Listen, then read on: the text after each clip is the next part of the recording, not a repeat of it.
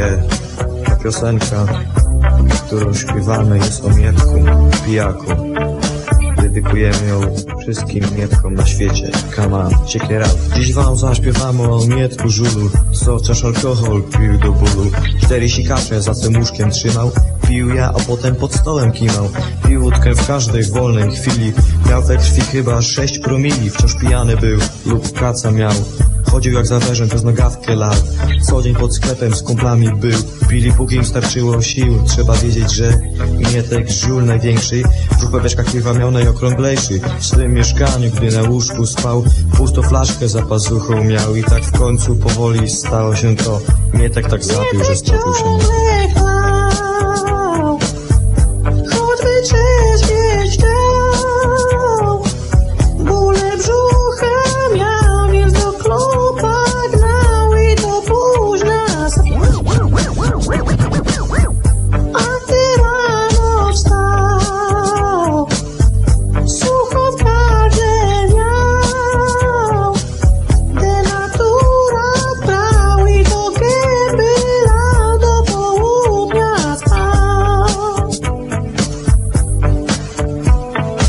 Mietek spiryt litrami pił, ciągle mu się urywał film. Wódkę pił i wódką lał.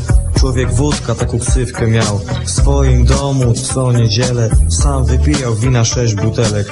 Alkohol to był jego raj, w którym żył, gdzie zalany był. Pił bez pamięci wódkę z butelki. Znów brzuch go bolał, więc gnał do łazienki.